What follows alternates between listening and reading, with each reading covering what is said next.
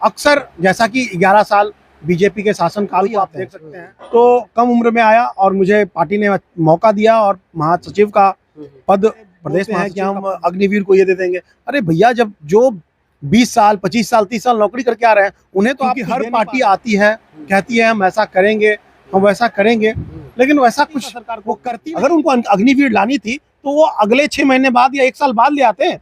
इतनी हड़बड़ी क्या थी? पैसा सिर्फ कुछ ही हाथों में केंद्रित। यह कहना चाहूंगा कि जो आज लोग ये मान के बैठ चुके हैं कि भ्रष्टाचार है, ये खत्म करता है हम जैसे भूतपूर्व सैनिकों को और खासकर वैसे लोगों को।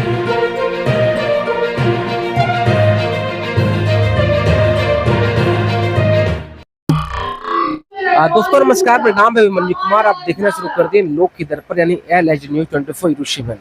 दरअसल आज मैं रविंद्र भवन में हूँ। ऐसे में यहाँ एक शिक्षक है जो, आपकी पार्टी का नाम क्या है सर?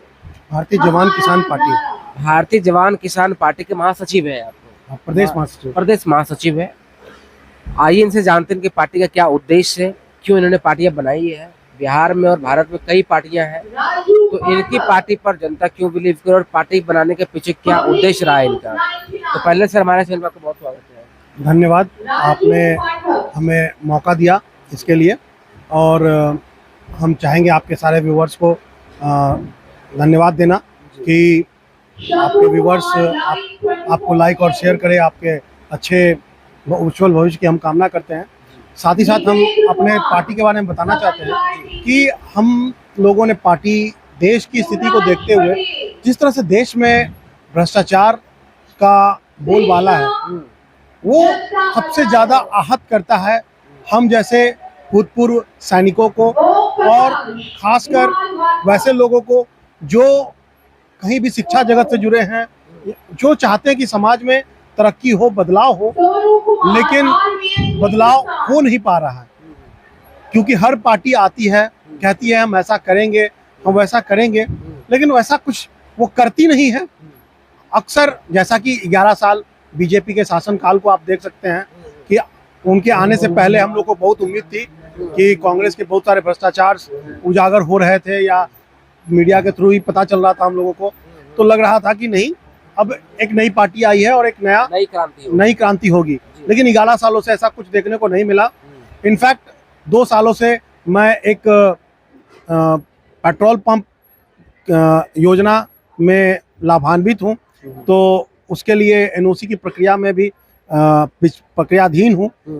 तो उसके कारण मैं इस प्रक्रिया में जब घुसा तो मुझे जो चीज़ें देखने को मिली वो बहुत ही सरप्राइजिंग थी, क्योंकि मैंने कभी इतना नज़दीक से इस तरह की चीज़ों को नहीं देख पाया था। तो सुनी सुनाई बातों पर विश्वास करना थोड़ा सा आदमी को लगता था कि हो सकता है, लेकिन ऐसा है नहीं। लेकिन अब मैं उस चीज़ को विश्वास कर चुका हूँ, और इसीलिए बहुत ही कम उम्र में जबकि मतलब अब नॉर्मली आदमी क्या होता है कि आदमी हर जगह से निर्वृत्त हो जाता है, तब राजनीति में अपना हाथ पैर आजमाते हैं, अदरवाइज जो उनके पूर्वज होते हैं इसमें वही आते हैं। तो कम उम्र में आया और मुझे पार्टी ने मौका दिया और महासचिव का पद, प्रदेश महासचिव का पद दिया। हमारे आदरणीय प्रदेश अध्यक्ष महोदय अशोक कुमार सिंह, पेटी officer, retired from Indian navy, उन्होंने पार्टी को यहाँ पे खड़ा करने का प्रयास किया और काफ़ी अच्छे तरीके से वो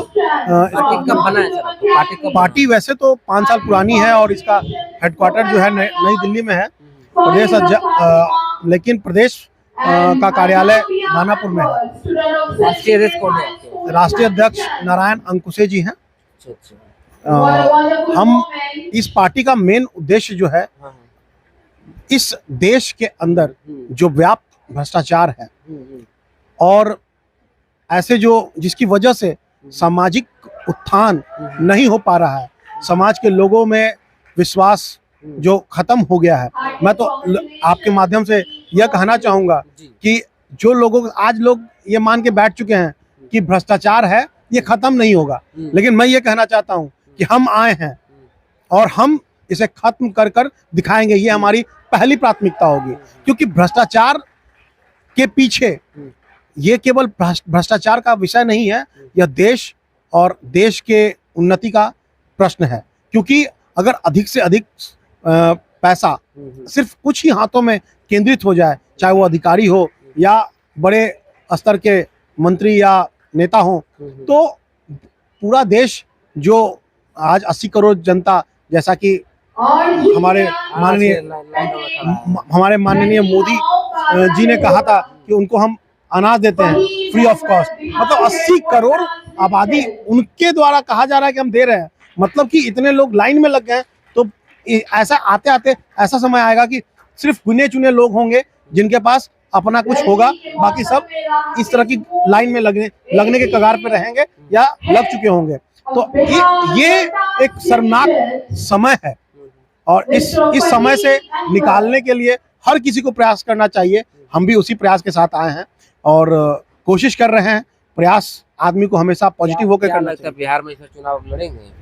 बिहार में हम लोग कोशिश करेंगे कि अधिक से अधिक सीटों पर चुनाव लड़ें और हमारा उद्देश्य यही है कि जहां पर इस तरह के लोग, मतलब हमारे सैनिक कम्युनिटी ज़्यादा है, लाइक दानापुर, आरा के क्षेत्र, बक्सर के क्षेत्र, इन सब क्षेत्रों में, गया के क्षेत्र, इन सब क्षेत्रों से हम लोग चुनाव की तैयारी कर रहे हैं। तो और जैसा कि हम विधायक कम बनेगा तो सरकार नहीं बना पाएगी। देखिए, बात यह है कि कोई भी शुरुआत जब होती है तो आदमी पहला एक कदम चलता है, उसके बाद ही किलोमीटर और कई किलोमीटर का सफर तय करता है। तो एक कदम तो हम लोग चलने का प्रयास कर रहे हैं और हम लोग का प्रयास है कि हम लोग अभी बहुत नए समय में आए हैं, बहुत कम समय है, लेकिन बिहार का जो अभी माहौल है, जैसा कि आप देख रहे हैं कि यहाँ पे भाजपा गठबंधन, जो कि एनडीए गठबंधन है, उसमें नीतीश कुमार जी चिर निद्रा की अवस्था में चले गए हैं। उनका क्राइम पे कंट्रोल या किसी भी तरह का सरकार पे कंट्रोल नहीं दिख रहा है। तो इस तरह से उनकी मतलब भागीदारी सरकार में लगता है कि खत्म ही हो चुका है। इसलिए जेडीयू की जो वोट बैंक है वो कहीं ना कहीं तो शिफ्ट होगी। साथ ही साथ एक नए पार्टी जनसुराज की तरफ लोग सोच रहे हैं, लेकिन जनसुराज से मैं यही कहना चाहता हूं कि उससे भी बहुत ज़्यादा लोगों को उम्मीद नहीं है, क्योंकि जैसा कि प्रशांत किशोर जी कहते हैं कि हमने मोदी जी को ये कहकर बनाया और तब मोदी जी बने। तो इसका मतलब प्रशांत किशोर जी को पहले से पता था कि मोदी जी और अन्य जो जिनको भी उन्होंने बनवाया है वो सब काम करने वाले नहीं थे। फिर भी उन्होंने कह के मतलब बातों के दम पर झूठ बोलकर लोगों को बनवा दिया। तो इसका मतलब उनसे अब जब वो खुद ही बोल रहे हैं तो वो कौन सा सच बोल रहे हैं, इस पे हम इसलिए कहेंगे कि हम तो जनता को यही आश्वस्त करेंगे कि उन पर भी विश्वास ना करें। हाँ, हमारे साथ फौजी, सीआरपीएफ, अन्य जो भी बैंक कर्मचारी या जो भी कर्मचारी हैं जो रिटायर्ड हैं, जो या फिर जवान हैं या किसान हैं, ऐसे से यूनियंस हमारे साथ जुड़े हुए हैं। खासकर एक मुख्य रूप से जो हमारा मजबूती है वो भारतीय सेना में एक भर्ती प्रक्रिया हो रही थी, जो कि कोविड काल में पूरी भर्ती की प्रक्रिया होने के बावजूद करीबन 1.5 लाख लोगों को ज्वाइनिंग नहीं करवाया गया। उन लोगों के लिए प्रति मेरी संवेदना है कि हम चाहते हैं कि उनको जब सारी प्रक्रिया पूरी हो चुकी थी तो उनको ज्वाइन करवाना चाहिए था सरकार को। अगर उनको अग्निवीर लानी थी तो वो अगले 6 महीने बाद या 1 साल बाद ले आते। इतनी हड़बड़ी क्या थी? अगर हमारे बंदों को सारी प्रक्रियाएं पूरी करवाने के बाद भी अगर हमारे बंदों को अगर नहीं ज्वाइन करवाया गया तो इसका मतलब यही है कि सरकार मतलब किसी के बारे में नहीं सोच रही है। जो बच्चा पूरा प्रक्रिया मतलब 1-1.5 साल का प्रक्रिया होता है कहीं भी चयन का, उस चयन प्रक्रिया में 1.5 साल तक वो बेचारा हर प्रक्रिया को पार किया और उसके बाद एक आश्वस्त होकर कि अब हम एक नौकरी पाएंगे, ऐसी स्थिति में उन लोगों को नज़रअंदाज कर दिया गया और बेरोजगार कर दिया गया। हम तो ये कहेंगे कि उनको रोजगार मिलते मिलते उनको नौकरी से वंचित कर दिया गया। ऐसे लोगों के लिए हमारी बहुत सहानुभूति है और हम चाहेंगे लड़ाई लड़ेगी। हमारी पार्टी, हम चूंकि पूर्व सैनिक हैं और हमारी पार्टी में मुख्य रूप से मुख्य ज्यादातर सैनिक हैं। पूर्व सैनिक हैं, क्योंकि हम सैनिकों ने जब सेना के वर्दी में देश के लिए कुछ करने का सोचा था, तो हम देश हित में कार्य कर रहे थे। आज जब हमें लगा कि नहीं, देश ऐसे मुकाम पे है जहां एक अलग तरह की आज़ादी की लड़ाई, जो कि भ्रष्टाचार जैसी मुद्दे या इस तरह के मुद्दे जो लोगों को जानबूझकर उनको पीछे ढकेला जा रहा है, वैसे लोगों के लिए मुख्य मुद्दा आपका भ्रष्टाचार है, सैनिक है, हाँ, ये सारे मुद्दे हाँ, हैं। जैसे कि बिहार में 10% आरक्षण सैनिकों को नहीं लागू है, और ये बोलते हैं कि हम अग्निवीर को ये दे देंगे। अरे भैया, जब जो 20 साल 25 साल 30 साल नौकरी करके आ रहे हैं, उन्हें तो आप कुछ दे नहीं पा रहे हो, तो अब 4-4 साल वाले पे को क्या दे पाओगे आप? हमें तो उम्मीद नहीं है। ये कहते कुछ हैं और करते कुछ हैं। चलिए सर, धन्यवाद। धन्यवाद। आप हमसे बात के लिए बहुत शुक्रिया सर आपका। धन्यवाद आपके इस टीवी न्यूज़ चैनल का, जिन्होंने हमें समय दिया, और हम आशा करते हैं आपके उत्कृष्ट भविष्य की, और बिहार के चुनाव के लिए बिहार की जनता का, कि हमें सपोर्ट करें, और ताकि हम बिहार को एक नया बिहार बना पाएं।